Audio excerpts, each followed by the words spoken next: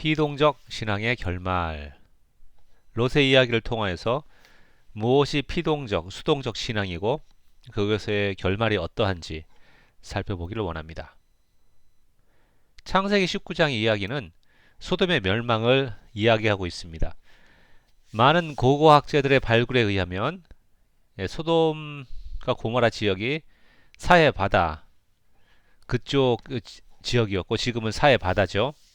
그리고 그림에서 보는 것처럼 유성우, 그러니까 유성이 대기권으로 쏟아지면서 그것이 불비가 되어서 유황비가 되어서 그 지역을 전멸하였다, 멸망시켰다고 말하고 있습니다. 그래서 거기서 발견되는 그러한 샘플들, 그러한 파편들이 그런 주장을 뒷받침하고 있습니다. 이러한 엄청난 멸망의 그런 상황 가운데서 롯은 구원받았습니다. 그런데 그 결말은 참으로 수치스러웠습니다. 왜일까요? 그것은 롯이 가지고 있었던 피동적인 하나님에 대한 피동적이고 수동적인 자세였기 때문에 라고 말씀드릴 수 있겠습니다. 하나님께서는 소돔과 고모라의 악이 얼마나 심한지 알아보시기 위해서 천사를 보내십니다. 천사가 그 성에 소돔 성에 갔을 때 롯이 그들을 영접하고 근데 그날 밤에 그 모든 성의 사람들이 남자들이 모여서 천사를 끌어내라고 그 이제 천사라는 것이 드러나지 않았기 때문에 그냥 여행객으로 생각을 했죠. 여행객 너희 집에 투숙하는 여행객을 끄집어내라. 우리가 그와 관계하겠다. 성적인 즐거움을 즐기겠다. 이렇게 말합니다. 아마 이것이 그 당시 소돔과 고모라에 사는 사람들이 지나가는 여행객들, 방문하는 사람들을 이렇게 대하였던 것 같습니다. 성적으로 능욕하고 그리고 돈을 뺏고 심지어 죽이고 그래서 그 지방에서 그 지역에서 소돔과 고모라에 대한 원성이 자자하였고 그래서 하나님께서 천사를 보내어서 확인하게 하신 것이죠. 이때 하나님께서 이제 이런 상황들을 보시고 소돔의 멸망을 선포하십니다. 그리고 롯에게 이제 이 성이 멸망할 테니까 가족들을 데리고 다 도망하라라고 말합니다. 그런데 롯의 자세는 너무나 피동적이고 수동적이었습니다. 자, 첫 번째로 말씀드릴 수 있는 것이 롯은 떠나기를 주저했습니다. 19장 12절에 그 사람들이 롯에게 말했습니다. 여기 이 성에 사위나 내 아들들이나 내 딸이나 내게 속한 다른 사람들이 또 없느냐? 그들을 모두 이곳에서 내보내거라. 우리가 이곳을 멸망시키려고 한다. 이들의 죄로 인해 여호와께 부르짖음이 크므로 여호와께서 이곳을 멸망시키기 위해 우리를 보내셨다. 네, 이때 롯은 또 사위들에게 가서 이 사실을 전하죠. 잘 자고 있는 사위들을 깨워서 아닌 밤에 홍두깨 같은 소식을 전합니다. 사위가 믿을 리가 없죠. 네. 천사들이 만약 직접 가서 기적을 실현하고 그리고 이 메시지를 전했다고 한다면 아마 믿었을지도 모르겠습니다. 그런데 천사가 간 것이 아닌 롯이 가서 인간이 가서 그냥 말로만 하니까 믿지 않죠. 그러면 어쩌면 이것이 하나님께서 우리에게 원하시는 믿음의 자세인지 모르겠습니다. 우리에게 천사를 보내셔서 복음을 선포하는 것이 아닌 인간 증인들을 통하여서 우리에게 복음을 선포하시고 우리로 하여금 믿게 하시는 것이죠. 자, 롯은 무슨 이유에서는지 지체하였습니다. 아마도 사위들을 설득하기 위해서 혹은 또 귀중한 물건들을 챙기기 위해서 어찌되었든 간에 롯은 지체하였고 이제 동이 트려고 하고 있습니다. 동틀 무렵 천사들이 롯을 재촉하여 말했습니다. 서둘러라. 여기 있는 내 아내와 내 두 딸을 데리고 가거라. 여기 있는 사람이라도 챙겨라. 이런 얘기죠. 그렇지 않으면 이 성의 심판의 벌이 내릴 때 너희도 멸망할 것이다. 그래도 롯이 꾸물거리죠. 그 사람들은 롯과 그 아내와 그 두 딸의 손을 잡아 끌어서 성 바깥으로 데리고 나왔습니다. 여호와께서 롯에게 자비를 베푸신 것입니다. 성경은 여기서 다시 말합니다. 자비를 베푸셨다 이렇게 말하고 있죠. 떠나기를 주저했지만 하나님은 그에게 자비를 베푸셔서 밖으로 데리고 나온 것입니다. 두 번째, 롯의 피동적인 신앙의 대표적인 성질은 뭐냐면 순종해야 될 순간에 순종보다는 하나님의 은혜를 구합니다. 하나님의 은혜를 베풀어 주셔서 이렇게 잘하게 해주세요. 그러면서 순종을 하긴 않죠. 은혜를 남용하는 모습.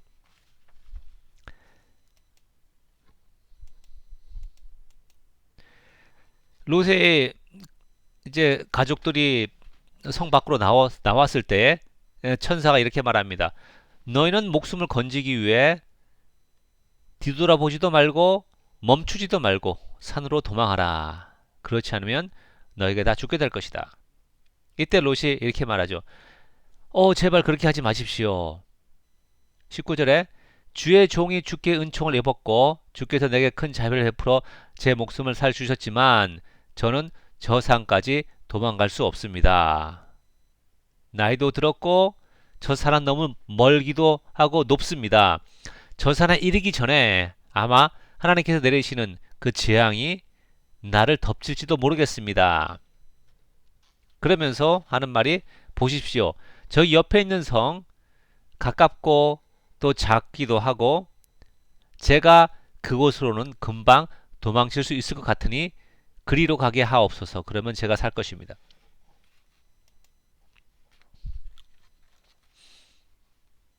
네, 이 지도를 보면 이제 이쪽 지역이 소돔이라고 생각되어지고요. 네, 다 추정하는 겁니다. 이게 확실한 것이 아니고요. 예, 그 다음에 이제 이쪽이 산악 지역입니다. 예, 이쪽이 산악 지역이고 천사가 이 산 위로 도망하라고 했는데 산에 오르는 거 쉽지가 않죠. 대신 이 평평한 이 길을 따라서 계곡을 따라서 이 소알이란 곳에 도망하고자 합니다. 그러면서 얘기하는 것이 하나님의 은혜로 내가 생명을 구함을 받았습니다. 이제 또 은혜를 베풀어 주셔서 저 가까운 곳으로 도망하게 하옵소서. 사실 이것은 어찌 보면 하나님의 은혜를 구하는 어떤 겸손한 자세 같지만 다른 한편으로는 하나님께서 하나님이 산으로 도망하라고 했으면 아무리 뭐 롯이 나이가 있고 또 도망하는데 시간이 걸린다 할지라도 하나님이 롯이 산에 도달하기까지 아니면 안전거리에 들 때까지 그 불벼락을 내리는 걸 멈추지 않겠습니까? 하나님이 그렇게 하시죠, 당연히. 그런데 죄송합니다. 롯은 자기의 생각에 예, 그렇게 되지 않을 것 같거든요. 시간이 많이 걸리고 그 사이에 하나님이 불벼락을 내리시면 자기도 멸망할 것 같다는 거죠. 하나님을 믿지 못한 것이죠. 그러니까 신뢰와 순종이 여기도는 그 순간에 오히려 은혜를 간구하면서 하나님의 계획을 바꾸기를 원하는 겁니다. 하나님, 그 너무 힘드니까 대신 제가 이걸로 하겠습니다. 하나님 저에게 저 사랑하시죠? 뭐 이렇게 함으로써 불신을 포장하는 것입니다. 여러분은 어떠합니까? 우리에게 어떤 하나님의 말씀이 주어질 때, 명령이 주어질 때, 우리가 보기에는 그것을 다 제대로 이룰지 못할 것 같아요. 그래서 다른 차선의 방법, 다른 것을 하겠다고 하나님의 계획을 바꿔달라고 요청을 하게 됩니다. 하나님의 은혜를 구하는 것이죠. 친구에게 복음을 전하는 것, 이웃에게 복음을 전하는 것. 복음을 전해도 그 친구가 예수님을 영접하지 않을 것 같아요. 나만 부끄러워질 것 같습니다. 하나님께서 우리에게 하라고 하셨으면 우리는 그냥 하면 됩니다. 하나님께서 그러면 힘과 또 지혜를 주실 것이죠. 자, 말씀으로 돌아가서 롯의 이러한 황당한 요구에 어쩌면 담대한 요구에 천사는 허락을 하죠. 그래, 그러면 저 성으로 도박을 해라. 저 성도 멸망시키려고 했지만 너의 요청에 따라서 저 성은 어, 살려둘 것이다. 그리고 내가 저 성에 들어가기까지 하나님은 불비를 불벼락, 뭐 적당한 번역이 뭔지 모르겠습니다. 예, 그 내리지 않을 것이다. 이렇게 말합니다. 그러니까 욥이 죄송합니다. 롯이 생각하는 그러한 두려움에 대해서 천사가 그 마음을 알고 확신을 시켜준 겁니다. 걱정하지 말아라. 너가 피신할 때까지는 하나님이 아무것도 하지 않을 것이다. 이렇게 이제 뒤에 이어지는 구절들에서 말하죠. 자, 이제 세 번째, 롯이 가졌던 피동적 신앙의 세 번째 특징. 성경은 이것이 피동적 신앙이라고 말하진 않지만 우리가 그렇게 유추해 볼 수 있을 것 같아요. 롯이 은혜를 받았다는 걸 알죠. 그죠? 하나님이 롯에게 은혜를 베푸셨다는 것을 아는데 롯은 그것이 마치 그냥 자신에게 거저 주어진 아무 대가 없이 그냥 주어진 은혜라고 생각했던 것입니다. 근데 성경은 말하죠. 하나님께서 롯에게 베푸신 그 은혜는 아브라함 때문에 주신 것이다. 라는 것을 말합니다. 자, 바꿔 말하면 우리가 하나님의 은혜를 알고 하나님의 사랑을 알죠. 그런데 하나님의 은혜와 그 사랑이 그냥 우리에게 아무 근거 없이 부어지신 그냥 하나님이 계속 사랑하신다, 은혜를 베푸신다라고 생각하면 하나님의 은혜가 당연한 것으로 생각하는 것이죠. 영원히 하나님께서 은혜를 베푸실 것이라고 내가 어디에 있든지 내가 무슨 일을 하든지 하나님은 은혜를 베푸실 것이라고 생각을 합니다. 롯이 그랬던 것처럼. 근데 그 은혜가 무엇입니까? 예수 그리스도 때문에 그분의 희생으로 인해서 우리에게 은혜가 주어졌다는 사실. 그것을 잊어버리게 되면 우리는 피동적인 그냥 팔짱 끼고 앉아서 하나님의 은혜만 우리에게 부어지길 원하는 그러한 게으른 신자가 되는 것이죠. 29절 이렇게 말씀하십니다. 하나님께서는 들판의 성들을 멸하실 때에 아브라함을 기억하셨습니다. 뭐 다른 번역에서는 아브라함을 존중하셨습니다. 이렇게 말합니다. 그래서 롯이 살던 성들을 엎으실 때에 그 뒤엎으심 가운데서 롯을 구해주셨습니다. 롯이 그 성에 왜 들어갔죠? 그 성을 선택한 것입니다. 그 성의 부요함이 또 재물의 넉넉함이 또 그 성 앞에 넓은 목초지가 마음에 들었기 때문에 그 성에 들어간 것이죠. 그 성이 악하다는 것 알고 있었습니다. 그럼에도 그 성에 계속 거주하였던 것입니다. 그러면 그 성이 멸망할 때 롯도 멸망받아야 당연하죠. 그런데 그러니까 18장에 보면 아브라함이 하나님 앞에 나와서 그 소돔성에 의인이 살 텐데 의인들을 악인과 함께 멸하신 것은 옳지 않습니다. 라고 말했죠. 예. 그 말하는 가장 근본적인 이유 중에 하나가 롯이 살기 때문에 그렇죠. 아브라함은 롯을 구해주세요 라고는 말하지 않았습니다. 다만 소돔성이 멸망받지 않기를 원했죠.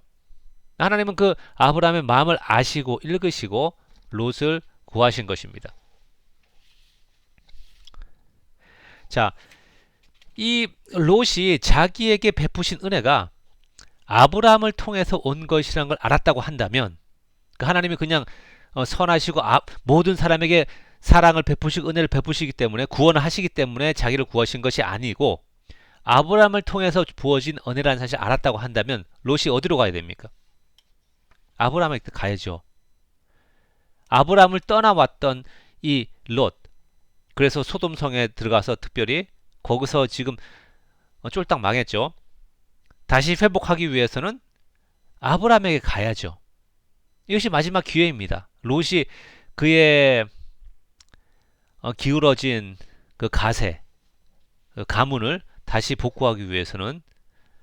그런데 네 번째로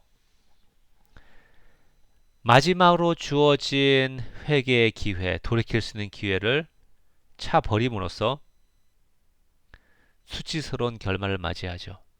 이것이 피동적인 신앙의 특징입니다.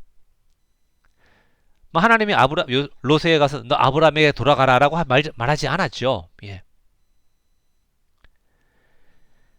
하지만 롯이 지금까지 살아온 삶을 돌아볼 때에 아브라함에게 하나님의 복의 약속이 주어졌고 아브라함으로 인해서 자기가 구원받았다는 사실 이런 것들을 안다고 한다면 창세기 14장에서 또 아브라함이 와서 그 내 왕들에게 붙잡혀 갔을 때 구해주잖아요. 그런 것들을 볼 때에 아브라함에게 돌아가는 게 당연한데 그러니까 능동적으로 하나님을 찾는다고 한다면 그러나 그런 수동적이었고 피동적이었습니다. 하나님을 그렇게 구하지 않았습니다. 그래서 본의 아니게 수치스러운 결말을 맞이합니다.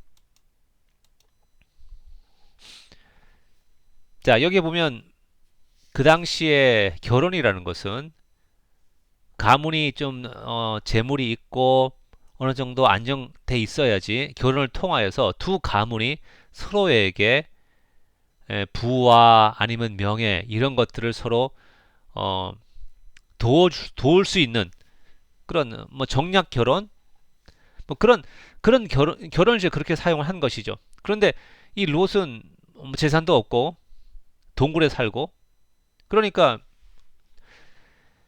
이제 그들이 보기에 세상의 법칙에 따라서 우리에게 결혼할 우리는 남자가 없다라고 롯의 딸이 이야기를 합니다. 그러면서 이제 생각하는 방법이 이거죠. 아브라함에 갔으면 이 남편도 구할 수 있을 텐데 가지 못하니까 남편도 못 구하는 거죠. 그래서 자 우리가 아버지에게 술을 마시게 하고 아버지와 동침해 우리 아버지의 자손을 보존하자. 그날 밤 그들은 자기 아버지에게 술을 마시게 하고 큰딸이 들어가 그녀의 아버지와 함께 자리에 누웠습니다. 그러나 롯은 그녀가 눕고 일어나는 것을 알지 못했습니다. 자, 여기서 보면 33절에 왜 롯이 알지 못했다는 표현을 쓸까요? 피동적인 신앙, 알지 못하는 사이에 이렇게 수치스러운 그런 결말, 그 인생을 당하는 것이죠. 그러니까 능동적으로 하나님을 찾지 않을 때에 내가 알지 못하는 사이에 수치를 당하게 되는 것이죠. 그 둘째 딸도 그 똑같이 하죠. 그래서 이제 큰딸의 이름은 모압이란 이름의 뜻은 나의 아버지로부터라는 뜻이고 둘째 딸의 아들의 이름은 베남미 내 백성의 아들이란 뜻입니다. 이제 모압과 암몬 족속의 조상이 되는데 이 두 족속이 대대로 이스라엘 족속의 원수가 되죠.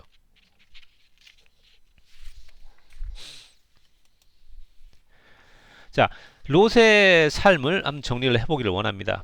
롯은 아버지가 죽은 다음에 아브라함의 마치 입양 아들, 위탁 아동처럼 들어가서 어쩌면 아브라함의 아들과 같은 그런 존재였습니다. 조카였지만 그리고 거기서 하나님께서 아브라함에게 주신 그 약속, 그 복을 알고 또한 하나님의 능력을 경험하죠. 많이 경험하죠. 예.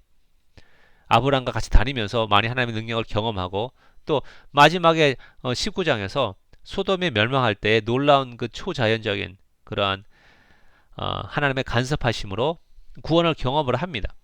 그런데 복음을 듣고 복음의 능력을 체험했지만 복음의 삶을 들이지 않은 것이죠. 떠나기를 주저했고 하나님의 은혜를 남용했으며 순종의 순간에 하나님의 은혜만 구한 것이죠. 뒷짐지고 있으면서 또한 그것이 아브라함으로 인한 은혜라는 사실을 알지 못하고 단지 그냥 하나님께서 나에게 부어주신 은혜라는 것만 알았다는 것이죠. 그러니까 우리에게 은혜가 주어졌을 때 은혜에 붙어진 그 가격표 예수 그리스도의 십자가라는 사실을 그거를 잊어버리면 우리는 피동적인 그런 신앙생활을 하게 되는 것입니다. 은혜의 가격표를 잊지 마시기 바랍니다. 그리고 잘못되었을 때 속된 말로 인생이 망했을 때 아브라함에게 돌아가지 않으므로 예수 그리스도께 돌아가지 않으므로 회개의 길을 잊어버리게 되는 것이죠. 이것이 피동적인 신앙생활입니다. 하나님은 우리에게 힘든 상황이 있을 때 예수 그리스도께로 돌아가라, 십자가를 회복하라 라고 그렇게 말씀하시지 않습니다. 근데 우리가 생각하기를 예수 그리스도의 십자가 답이라는 사실을 안다고 하면 하나님이 그렇게 우리에게 말씀하지 않으셔도 가야 되죠. 그것이 능동적인 신앙생활인 것입니다. 자원하고 자발적인 신앙생활인 것이죠. 여러분의 삶을, 여러분의 신앙생활을 한번 살펴보시기 바랍니다. 말씀을 듣고 깨닫고 감동받고 또 하나님의 능력을 체험하는 것, 이 믿음이 아닙니다. 믿음은 무엇입니까? 우리의 자발적이고 능동적인 헌신과 온전한 순종인 것입니다. 이것이 우리의 믿음의 증거가 되는 것입니다. 모쪼록 롯처럼 피동적인 그러한 신앙생활을 에서 벗어나서 능동적이고 또 자발적인 그러한 믿음의 삶으로 나가시는 복이 있기를 원합니다.